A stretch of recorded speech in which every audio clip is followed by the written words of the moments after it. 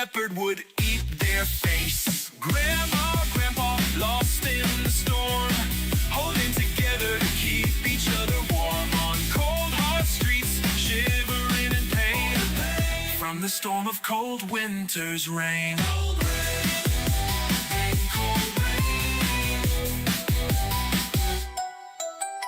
Lost yet they stand with the glimmer of hope, held on to love, it's their remaining lifeboat. Though their world crumbled, they still believe in the simple joy they give and they receive. Grandma, Grandpa, lost in the storm, holding together to keep each other warm on cold, hard streets, shivering in pain from the storm of cold winter's rain.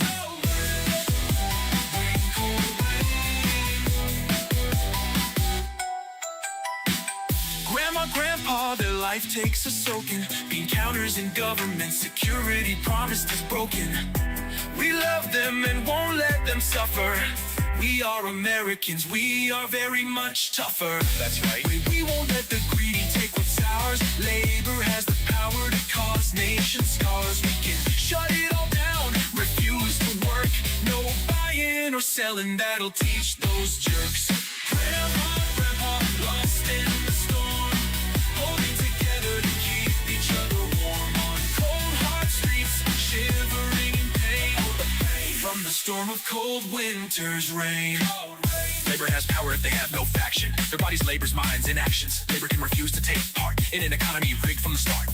Labor will get their just due, or the whole economy can get screwed.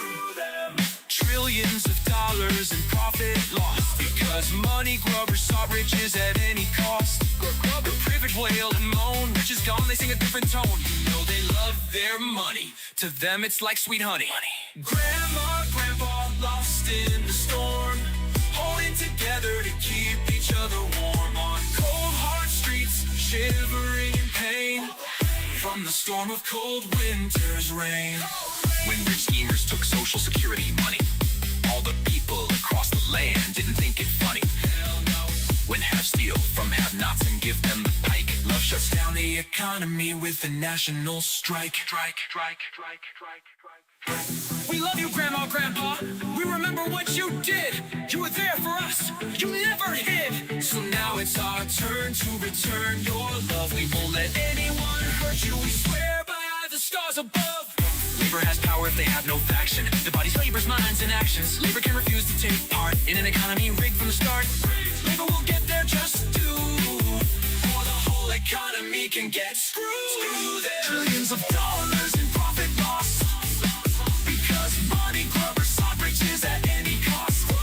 The privilege wail and moan, rich is gone, they sing a different tone. You know they love their money, to them it's like sweet honey. Grandma, Grandpa, lost in the storm, holding together to keep each other warm on cold, hard streets, shivering in pain from the storm of cold winter's rain. When rich schemers took social security money, all the people across the land didn't think it funny. When have steal from have-nots and give the pike. Love shuts down the economy with a national strike. We love you, Grandma, Grandpa.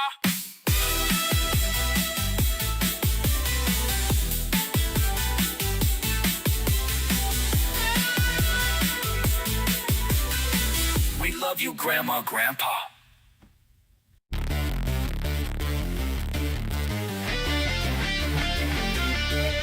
I love peace, but I wanna go to war. Look out, neighbor, when I knock on your door. We need your land and we'll get it too. By threat of force, I am peaceful to you.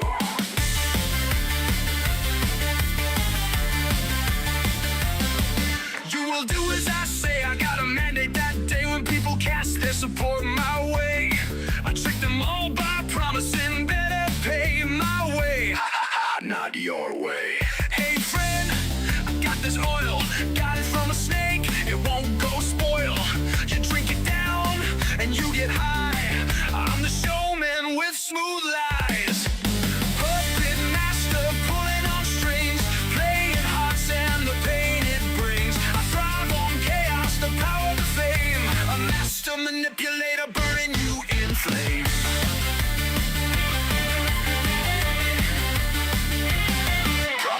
broken, never meant to be. My grand facade outshines deception. See the people grumble, their anger arises. Fear's a strong weapon, it's the one I prizes. The oil runs dry, the high goes away. My loyal followers begin to stray.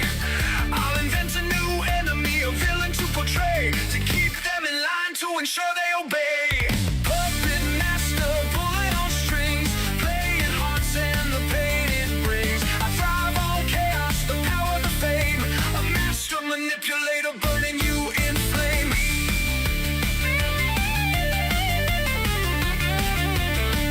So beware the peacemaker with war in their eyes, the charmer, the leader, the weaver of lies. For the path to destruction is the easy way, and the cost of deception is destruction's day.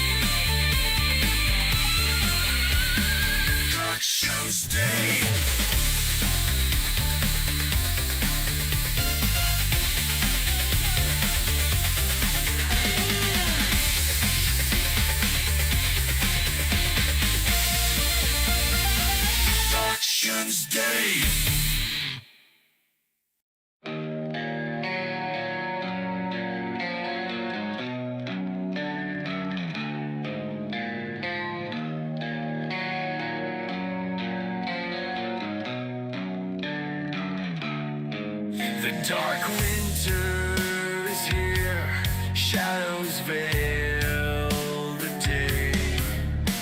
Spring feels like a dream so far away. A cold wind howls to counter your flame. Warmth is a promise forced away. Hold on, don't let go.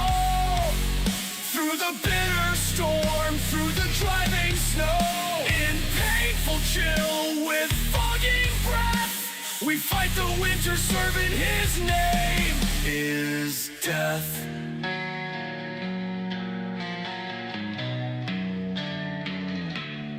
Things will get rough, you've seen nothing yet.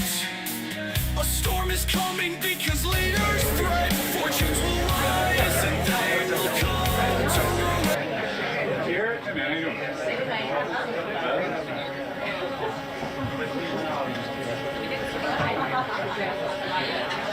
I'm thinking they didn't plug it in on the line, that's why.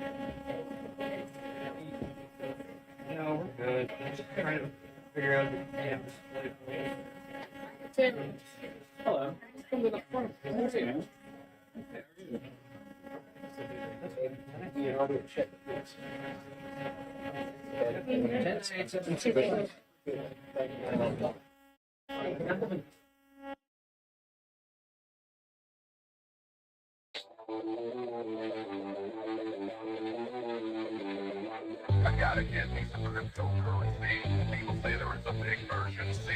Digital money is all the rage. Money grows right.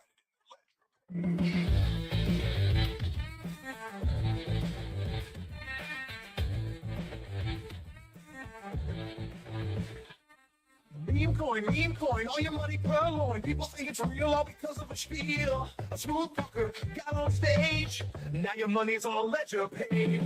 When the world's on fire and the banks all crash, at least with the dollar you can still wipe your ass. Meme coin, price goes boing, boing.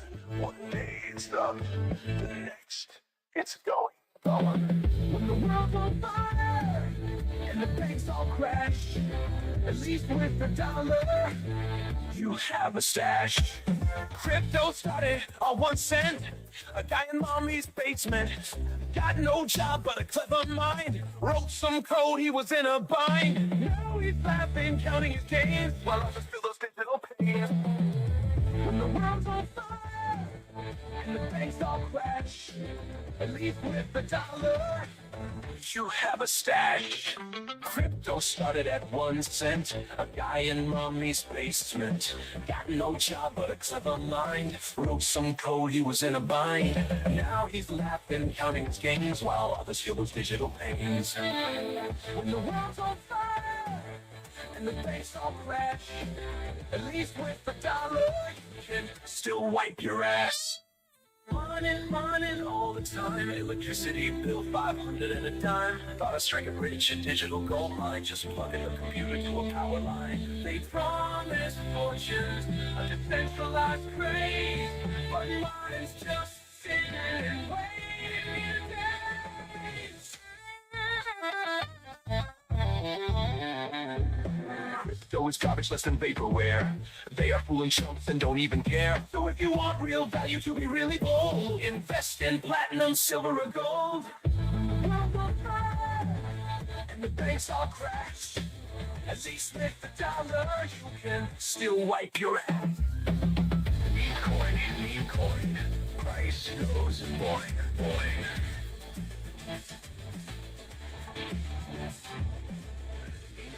Meme coin, price goes boing, boing.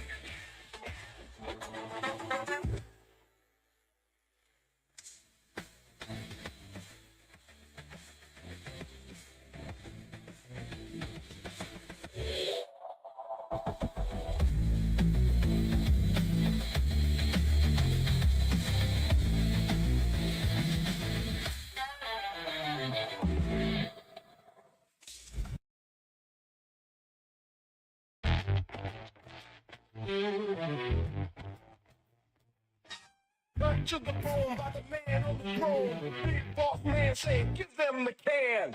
Big head guy fingering our stuff. Knows he's super rich, gotta make life rough. Both hands on the rug, then he start to tug. Grandma and Pa get scared, give him a hug. You got flam, big boss man. Toss you in a garbage can. Big boss man. Toss you in a garbage can. Big head guy paid high for a golden key. That's not an option for you or me. With an unelected sword cutting everything in sight, gonna cut it to the bone. Fuck it if it's wrong or right. Slam, big boss man. Toss you in the garbage can. Big boss man. Toss you in a garbage can.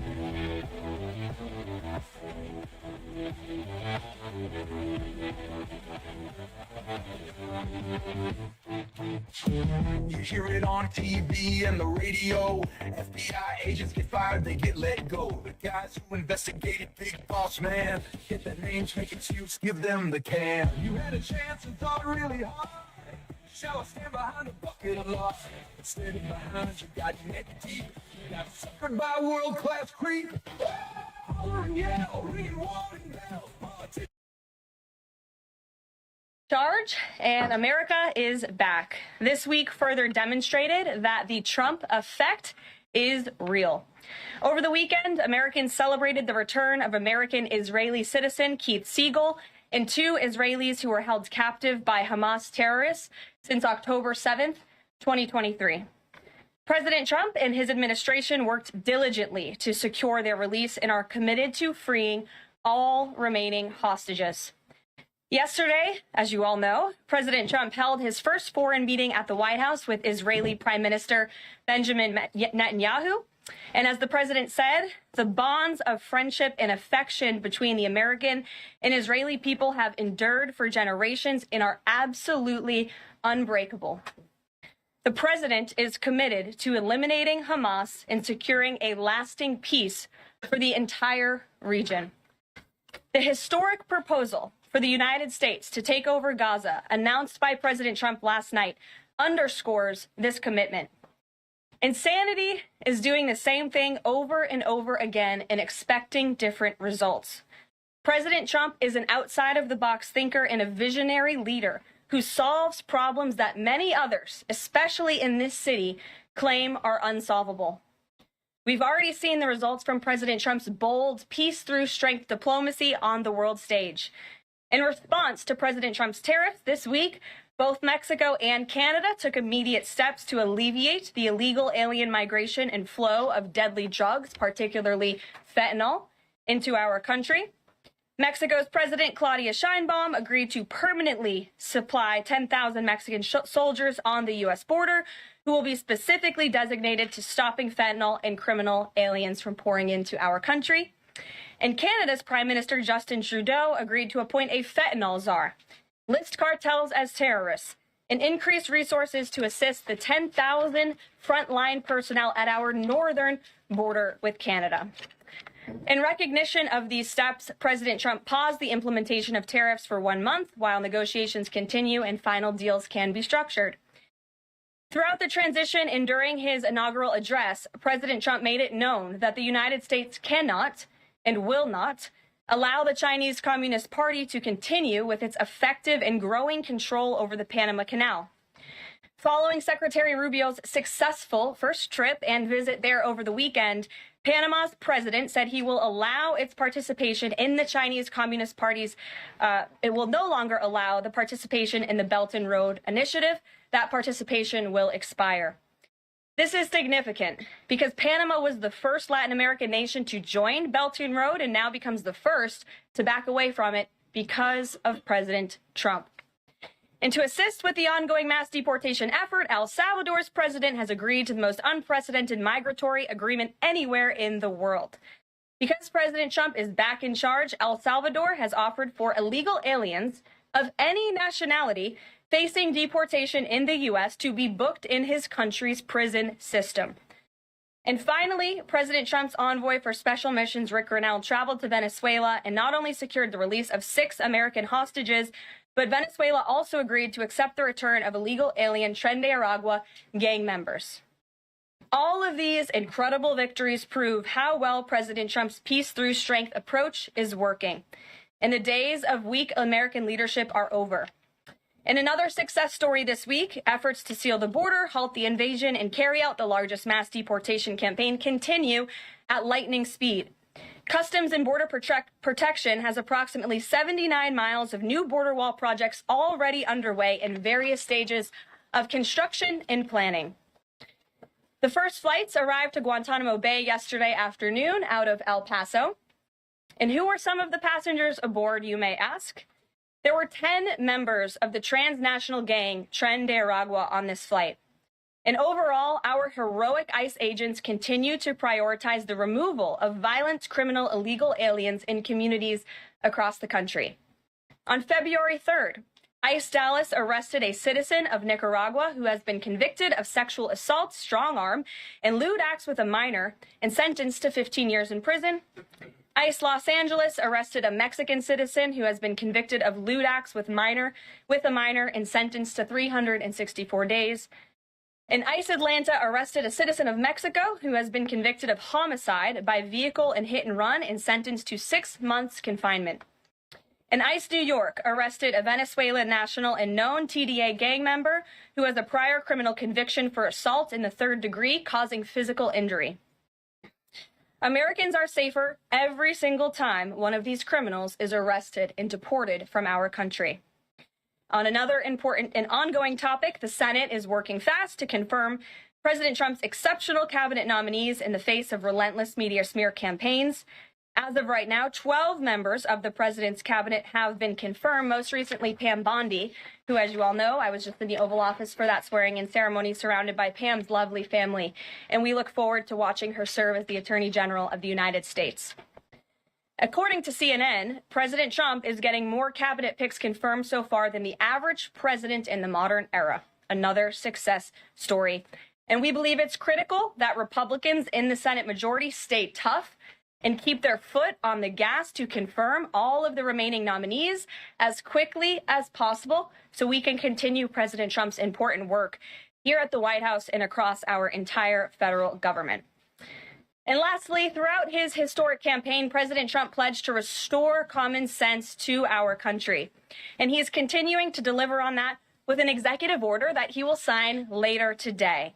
The president will be signing an executive order keeping men out of women's sports to defend the safety of athletes, protect competitive integrity, and uphold the promise of Title IX.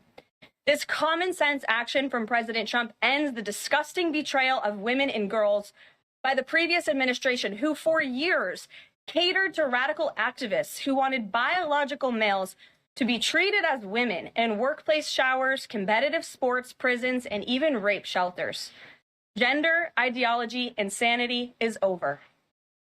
Submissions from individuals across the country interested in participating in our new media seat at a future briefing continue to flood in. We are at more than 12,000 and counting. If you're watching right now and are interested, you can continue to apply on our new media website, whitehouse.gov/newmedia. And in the seat today, we have a longtime national television broadcaster. I'm sure many of you recognized her when she came in, Sage Steele, who is now the host of an incredibly successful podcast, The Sage Steele Show, on YouTube and all podcast platforms. And previously, Sage was a fixture at ESPN from 2007 to 2023, primarily hosting SportsCenter, which we all know well, before leaving the company to exercise her First Amendment rights more freely. We are honored to welcome her to the briefing room today. She will be joining the president at the big EO signing later this afternoon. I know many of you will be there as well. So Sage, why don't you kick us off on this very exciting day for women and girls across the country. Thank you for joining us. It is exciting, and Karoline, thank you for welcoming people like me with a little bit of a different perspective, different background in this seat. It really does mean a lot. Thank you. Obviously, the House already passed the Protection of Women and Girls in Sports Act, which was a really big step for women and girls. So far, the Senate, as we know, has not brought it up to vote. We all know executive orders can be overturned, so I'm wondering how important it is to the president to get Congress to bring this, to pass legislation. So there are no instances like the past administration that really tried to destroy Title IX. It's incredibly important that Congress immediately acts on this priority. I think the president is really setting the tone, making this a very immediate priority for this administration, just as he promised to do on the campaign trail. And I'd like to get into the executive order a little bit because it is the news of the day here at the White House, and talk about what this executive action will actually do. So the executive order that the president will be signing later this afternoon, as I said, upholds the promise of Title IX.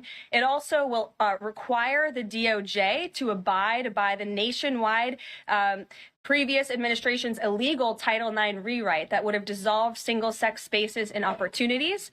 It also requires immediate action, including enforcement actions against schools and athletic associations comprised of schools that deny women single-sex sports in single-sex locker rooms. The executive order also calls for the convening of private sporting bodies in the White House. We want them to come to this campus so the president can hear in person the stories of female athletes who have suffered lifelong injuries, who have been silenced and forced to shower with men and compete with men on athletic fields across the country. Many of those women will be at the White House today. I encourage all of you in the media to actually talk to them, to hear their stories.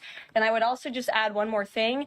This is a wildly popular position with the American people. In fact, there was a new poll recently that showed the overwhelming majority of Democrats also support keeping biological men out of women's sports. And so I know the president is very excited about the bill signing that will take place at 3 o'clock this afternoon.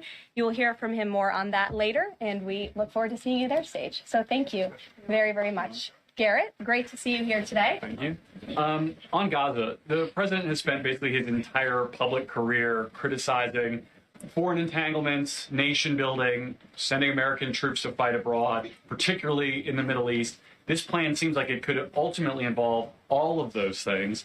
Can you explain this reversal and how building and owning Gaza squares with America First foreign policy? I would reject the premise of your question that this forces the United States to be entangled in conflicts abroad. The president has not committed to putting boots on the ground in Gaza.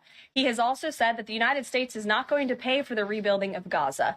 His administration is going to work with our partners in the region to reconstruct this region. And let me just take a step back here, because this is an out-of-the-box idea. That's who President Trump is. That's why the American people elected him. And his goal is lasting peace in the Middle East for all people in the region.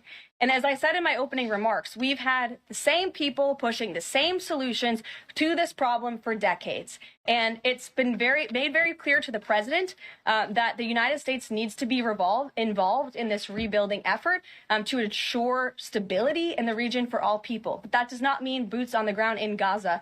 It does not mean American taxpayers will be funding this effort. It means Donald Trump, who is the best deal maker on the planet, is going to strike a deal with our partners in the region. He did not rule out American troops in Gaza last night. Are you doing that now? I am saying that the president has not committed to that just yet. He has not made that commitment, and you know that. And on the foreign partners, the Jordanians, the Egyptians, the Saudis have already panned this plan. What foreign partners, if any, have expressed any interest in being part of it? Well, the president has said he's been socialing this idea for quite some time. He's been thinking about this. He said in his remarks last night, this was not a decision or an announcement that he takes lightly. And the president has already spoken to the President al-Sisi. In fact, that was his first foreign leader call. He's meeting with the King of Jordan, King Abdullah, next week. He spoke with the King of Bahrain. He spoke with the Crown Prince of Saudi Arabia. And he has made it very clear, he's been very vocal, that he expects our partners in the region, particularly Egypt and Jordan, to accept Palestinian refugees temporarily so that we can rebuild their home. I'd like to show you some images of Gaza that were taken. Fox News aired this. I mean, that is, as they put it, an apocalyptic scene in Gaza. This is an uninhabitable place for human beings. Do you really think that families can live their dream in a region that looks like this, with no running water, no electricity? And the special envoy to the president, Steve Witkoff, recently traveled to Gaza, as you all know. And he came back with images that he showed the president of the dire situation here. And the president made this decision with a humanitarian heart for all people in the region. Thank you, Karoline. Are any officials here preparing to fight Democratic lawmakers in the streets? Absolutely not. So Thanks for the question. Some elected Democrats are so steamed about Doge. Congresswoman LaMonica McIver says we are at war. Ilhan Omar says we might actually see somebody get killed. And Chris Van Hollen says we have to fight this in the Congress. We have to fight this in the streets. So what now? And may I just point out, if you heard that type of violent, enticing rhetoric from our side of the aisle, from Republican leaders on Capitol Hill, I think there would be a lot more outrage in this room today. It's unacceptable, the comments that have been made by these Democrat leaders, and frankly, they don't even know what they're talking about. Because President Trump was elected with a mandate from the American people to make this government more efficient. He campaigned across this country with Elon Musk, vowing that Elon was going to head up the Department of Government Efficiency, and the two of them, with a great team around them, were going to look at the receipts of this federal government and ensure it's accountable to American taxpayers. That's all that is happening here. And for Democrat officials to incite violence and encourage Americans to take to the streets is incredibly alarming, and they should be held accountable for that rhetoric. It sounds like something that they're most concerned about is Doge engineers with access to Treasury systems. Can you clarify? Do the Doge engineers have read-only access in these systems, so they are not allowed to write new code? No. They are not. Okay. No. And then one more thing. NBC is reporting that some of the illegal immigrants that we've seen rounded up and arrested are not being deported. They're being released with ankle or wrist monitoring devices, or they have to check in on the phone. So is the administration arresting more people than you have room for? I have seen the reports, and I'm glad you brought it up because we want to address it. There have been a total of 461 illegal aliens. This is of this morning when I got this information from DHS that have been released from custody. Of the more than 8,000 that have been arrested since President Trump was inaugurated, it's less than 6%. And there are reasons for their release. Some of the factors include a lack of significant likelihood of removal in the foreseeable future, lack of detention availability, which is something this president and this administration has been incredibly vocal about. We are doing everything we can to deport and detain illegal immigrants, but we need Congress's help to increase funding for Border Patrol and for ICE to increase detention capability in our facilities. And then other serious medical conditions have also been the reasons for some of the release of these individuals. But none of them have final deportation orders. Many of them are probably contesting their immigration status. I'd refer you to DHS for more details, but I did get that information because I knew it would be a question. So thank you. Sure. Caroline? Yes. The president and you here again today have made clear, given the devastation, you think Palestinians have no choice but to leave Gaza and go elsewhere. But Palestinians say this is their home. They don't want to go. The president last night said he's willing to use the military if necessary. Is the U.S. prepared to remove Palestinians from Gaza by force? The president is prepared to rebuild Gaza for Palestinians and all people in the region, peace-loving people who want real economic development and opportunity in the region. This is a region that has been controlled by Iranian-backed terrorists, Hamas, who have brutalized not just Israelis, but Palestinians too. It is because of Hamas that you see those images on that screen, that Gaza has become a demolition site, because Hamas launched that brutal attack on Israel on October the 7th. And so again, I would stress, President Trump wants to ensure that this can be a place where all people can live in peace. He is a peacemaker in chief. He made that very clear in his first term. And as for how that will be accomplished, the president and his team are talking with our allies in the region to consider next steps. But should the American people be prepared to see U.S. military on the ground fighting a ground war against Hamas? Again, the president has not committed to U.S. troops in the region. But it is an option. I have said that the president has not committed to that yet. Sure. If I could just follow up on that, though, why not rule out the idea of committing U.S. troops? This has been a long-standing argument that the president has made really over the last decade or so, talking about endless wars and not something the U.S. wants. Why not rule out troops? Because I think the president is very good when he's making deals and negotiating not to rule out anything, because he wants to preserve that leverage in negotiations. And so I think that's what he's doing here. If I Mary. follow up on that, though, he also said that everyone loves this plan. He said that in the Oval Office this morning. Sure. In fact, the Deputy Prime Minister of Jordan called it a declaration of war on the Arab people. So how does he square the fact that even some Republicans on the Hill are objecting to this or questioning this. How does he square the fact saying everyone loves this Well, plan? King Abdullah of Jordan will be here next week, so I can provide you more context on the conversations he will have directly with the President of the United States after that meeting. And I would just point out that there's been a lot of leaders and officials all around the world who have doubted, I suppose, the deal-making ability of President Trump. You heard the Panama leader saying that he would not agree to some of the concessions that he has now made because of Secretary Rubio's visit. You had the Colombian president saying he wouldn't accept flights of Colombian illegal nationals who have entered into our country illegally, and those flights are underway. So actions speak louder than words. Dasha. You said the president has been working on this idea for a while behind the scenes now. Is there a written plan based on the president's proposal for Gaza? And if so, when was it drafted and who had a hand in that? The plan was written in the president's remarks last night as he revealed it to the world and to the American people, and his team are continuing to be engaged on this effort. I saw the National Security Advisor this morning. He has a very busy day of calls, and they will, again, continue to engage with our partners. That includes Steve Witkoff as well. Mary. Two questions for you on the news of the day. So how is today's executive order going to impact the 2028 Summer Olympics in Los Angeles? For example, would a man who thinks that he's a transgender woman be allowed to compete as a female on U.S. soil?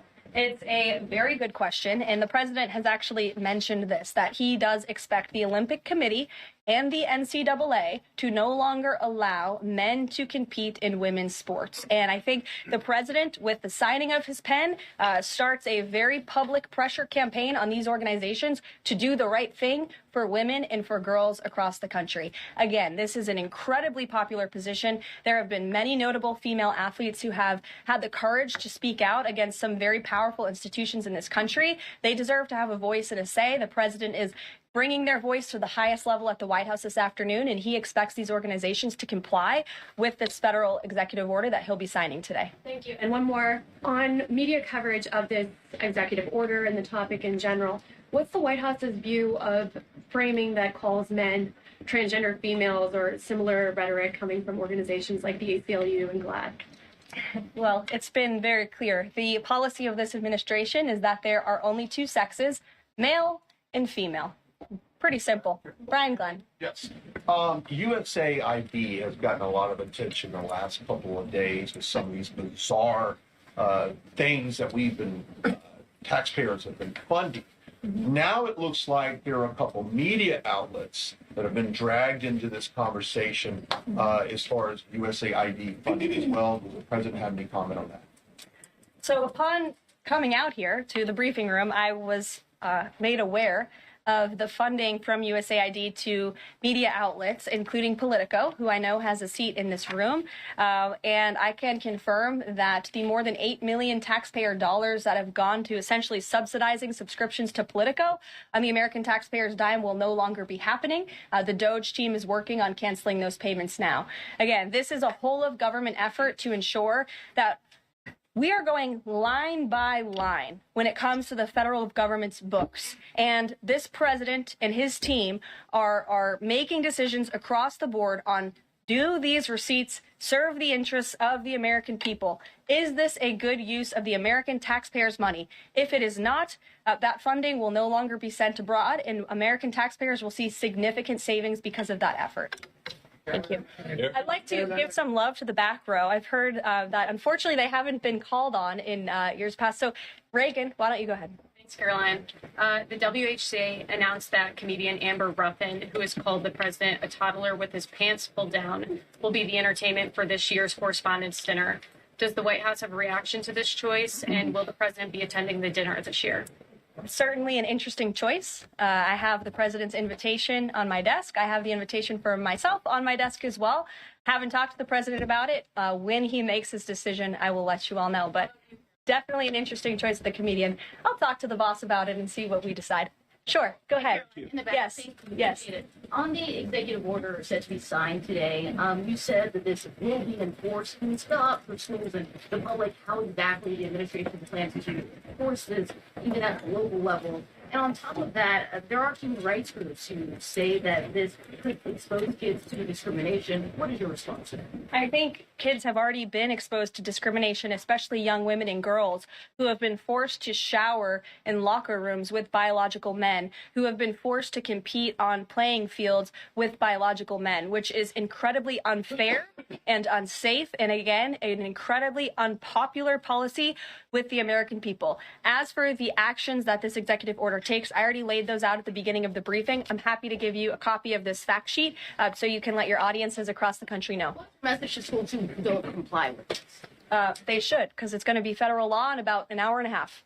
So your colleague to your right, to my Thanks, left. Caroline. Yes. Taylor with Spectrum News. You talked a bit about Doge. Elon Musk is currently a, quote, special government employee who also owns companies that have billions of dollars in federal contracts. You said earlier this week that he has abided by all applicable federal laws, but what steps is the Trump administration taking to address that conflict of interest? The president was already asked and answered this question this week, and he said if Elon Musk comes across a conflict of interest with the contracts and the funding that Doge is overseeing, then Elon will excuse himself from those contracts. And he has, again, abided by all applicable laws. In the back left, go ahead.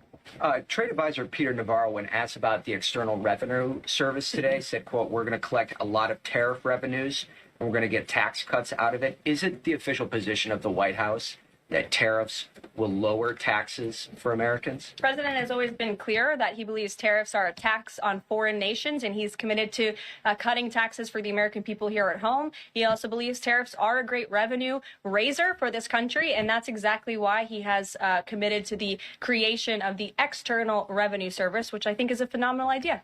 Or just go down the whole row. Go ahead. Tom Bateman with the BBC. Can you confirm that under the president's plans for Gaza, any and all Palestinians who want to stay in Gaza on their land will be allowed to do so? I can confirm that the president is committed to rebuilding Gaza and to temporarily relocating those who are there because, as I've showed you repeatedly, it is a demolition site. There is no running water. There is no electricity. The president wants these individuals to live in peace. He is committed to doing that with this very bold new plan, and we will continue to keep you apprised of updates as we receive them.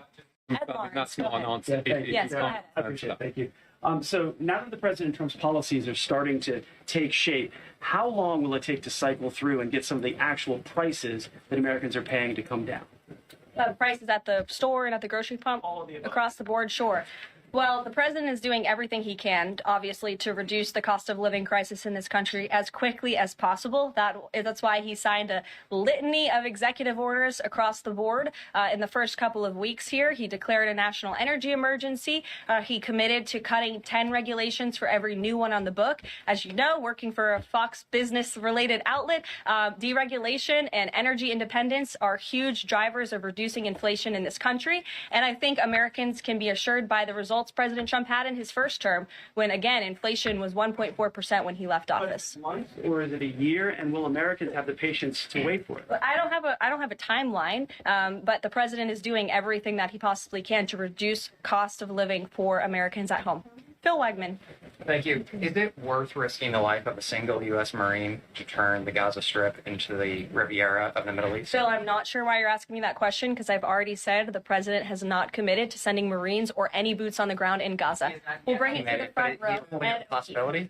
Good to see you again here in the front row, Caroline. Two things. On today's announcement, Title IX, if he scales back the education department or moves to shut it down entirely, what entity will enforce Title IX? As of now, this will be enforced through education, through Title IX. As if the abolishment of the Department of Education continues, which, as the president said yesterday, it's something his team is looking at and considering. It's something he talked a lot about on the campaign trail. Then, of course, we will look at additional maneuvers to ensure that these very important policies can be implemented. Okay, so the education abolishment thing's still on the table. Title IX. The president talked about it yesterday in the Oval Office, and he has good reason to talk about it. I mean, look, our education system is failing students in this country. The Nation's Report Card, I brought it up in my remarks last week, it shows that fourth graders are not reading at the level they should. I believe it was 40% of them are proficient in reading. As the mother of a child, I want an education system that helps my child read and write, teaches him math, nothing else in the classroom. And the president is wholeheartedly committed to we can make make academia great again in this country. One other Deanna. Caroline. Go ahead. Oh, thanks, Caroline. Does the president, is he looking at offering anything to these Arab countries that take in Palestinians? Is he willing to give them anything in return? And secondly, when the president announced his taking over Gaza policy yesterday, was Netanyahu aware of this, and what was his reaction when Trump presented that idea to him? I was I won't get ahead of the president's discussions or negotiations on your first question about what would be offered. I think the president's made it clear that he expects these nations in the region to step up and to accept Palestinian refugees who will be temporarily relocated for the rebuilding of Gaza. As for whether Prime Minister Netanyahu was aware before the president's remarks, he was indeed. I wasn't present for that reaction. But again, this is something the president has been socializing and thinking about for quite some time. Nick, good to see you. Jordan. Jordan, sorry. Thank you, Caroline. So Secretary Hegseth announced yesterday that Army recruiting levels have reached 12-year highs in December, 15-year highs in January. What is making young people want to serve the military under the Trump administration? And then how does that contrast to Biden's failure consistently to meet recruiting average? Yeah. Does DEI President Trump's anti-DEI agenda play a role in this? Well, first of all, the recruitment level for all branches of our military are at crisis levels, and it serves as a national security risk that our military branches are not fully staffed to where they need to be. And I do believe it's a culture problem within these institutions that the president is very much committed to fixing, as emphasized by the executive orders he has signed to root DEI out of the military. And I think when young men and women who are honorably signing up to serve in our nation's military see somebody like Pete Hegseth, the new Secretary of Defense, who is a proven warfighter, who risked his life in battle for this country, who understands what it means to deploy and to defend the Constitution and your nation abroad and to put your life on the line. When they see a leader like that, and a leader like President Trump, who is committed to peace through strength, that's very inspiring. And we look forward to seeing those recruitment numbers and retention numbers skyrocketing over the next 4 years. And I know Pete Hegseth is committed to increasing recruitment at all branches of the military. I would defer you to the Department of Defense on exactly what he plans to implement. Jeff. Thanks very much. Two questions. One, the president yesterday used the word permanent for permanently resettle Palestinians. I hear you saying temporarily today. Is that a shift or a specific change that you want to highlight? And my second question is, yesterday he spoke about the U.S. owning Gaza. Mm-hmm. Who owns Gaza now, and how would the U.S. acquire ownership? Well, Gaza is currently run by Iranian-backed terrorists in the Middle East, Hamas, who we all agree, I think everybody in the region agrees, that can no longer stand. Just look at the events of October 7th and the events since. And the president, again, is committed to rebuilding the region for all people who want to return to it once it is no longer a demolition site, and it's a place where people can actually live and thrive in harmony, as he said last night. His words, not mine. Daniel. Permanent versus temporarily resettle? The president has made it clear that they need to be temporarily relocated out of Gaza for the rebuilding of this effort. Again, it's a demolition site right now. It's not a livable place for any human being. And I think it's actually quite evil to suggest that people should live in such dire conditions. Daniel. Caroline, thank you so much. The daily guidance says that the president will be meeting with a pair of governors today, Governor Abbott of Texas and Governor Newsom of California. It comes after the president took executive action to turn the water back on in California. Billions of gallons are flowing now. What can you tell us about the two meetings and the importance of President Trump's actions to help people in California? Sure. Those meetings will be taking place shortly, so I will get out of here to get to those meetings. We can always provide you a readout, as we always do. We try to be very transparent about what the president is doing in the Oval Office. Perhaps he'll even call you in to join him. We never know around here, as you all know. But Governor Abbott is obviously a great friend and an ally to the president. He has been on the front lines of the border crisis in this country. And as for Governor Gavin Newsom, well, the president is willing to work with anybody from blue states or red states to do what's best for the American people. And he really enjoyed, the president really enjoyed his trip to Pacific Palisades last week. He felt very inspired by the frustration of the residents there, and he has been wholeheartedly committed to ensuring that the water is flowing in California to prevent these wildfires, and also that People have access to their properties, and he has continued to apply tremendous pressure to Gavin Newsom and also the Los Angeles mayor to allow private residents and property owners to access their property. He believes that's their right to do so, and they should be able to do it.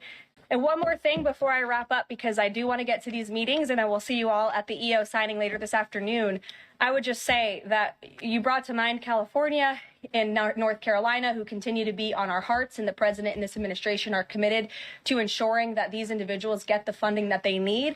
And I would just say a strong message to Democrats who are out there pretending to be outraged about the long list of crap that this administration is cutting, federal waste and funding, like $2 million for sex changes in Guatemala, $6 million to fund tourism in Egypt, $20 million on a new Sesame Street show in Iraq, $4.5 million to combat disinformation in Kazakhstan. I could go on, and I'm happy to provide this list to every single one of you. Democrats are outraged that the American people want to be, they want their taxpayers going to good uses, not stuff like this. But then they're very quiet about the fact that there are still North Carolinians and people in California who have lost everything. And in the last 4 years, this federal government did nothing to help them. This president will continue to put Americans first. And I think the successes of this week so far speak to that. And it's only Wednesday. So I'll see you guys later this week, and we'll see you this afternoon. Thank you very much.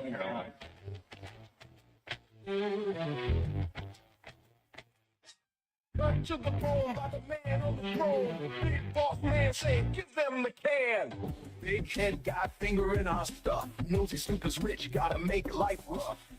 Both hands on the rug, then he start to tug. Grandma and Pa get scared, give him a hug. You got flam, big boss man. Toss you in a garbage can. Big boss man. Toss you in a garbage can. Big head guy paid high for a golden key. That's not an option for you or me. With an unelected sword cutting everything in sight, gonna cut it to the bone. Fuck it if it's wrong or right. You got blam, blam. Big boss man. Toss you in a garbage can. Big boss man. Toss you in a garbage can.